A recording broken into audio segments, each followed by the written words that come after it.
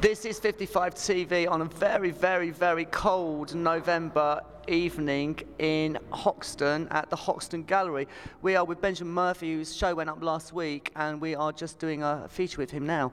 How are you doing, and how has the show been received, and how has it been? It's your first solo show, isn't it? Yeah, it's been good. There's been a lot of people here. We've sold a few pieces. It's been good. I'm happy with all the artworks. So yeah, it's good.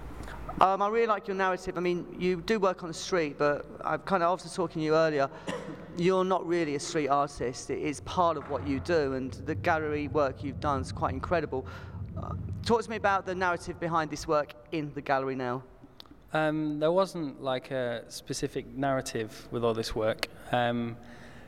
Basically, I got offered the show on the 2nd of October for the show to then be on the 1st of November.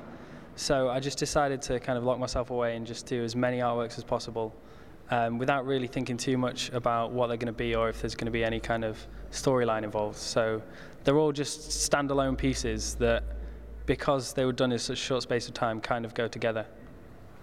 Talk to me about your street work as well, and where the process and the material that you use, which is electrical tape, came from, why you started using it, and what your work on the street has been.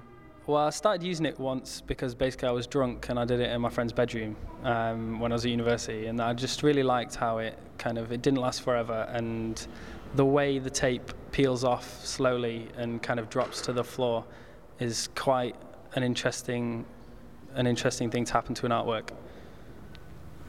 The pieces that are on the street, they are very transient. Obviously, they get tarnished by the weather, and as we spoke earlier, there's a relationship between items changing on the image over several days or several weeks. Talk to me about this. I think it's really nice. It's almost like a decaying flower.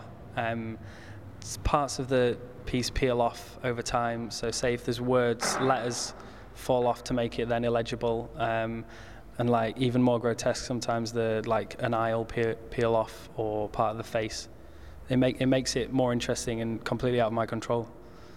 The body of work here, there's a sense of isolation and a depressive nature in there. The character that you like to work with is not a happy, smiley, bubbly person as such. What is it attracts you about this character? Well, when I'm looking at artworks, I find artworks with kind of maybe despair and everyone looking a bit like lost.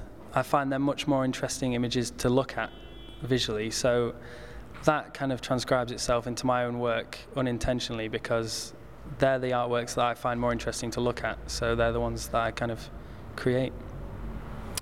It's great to talk to you. This is 55 TV. Come down and see the show. It's on for another week.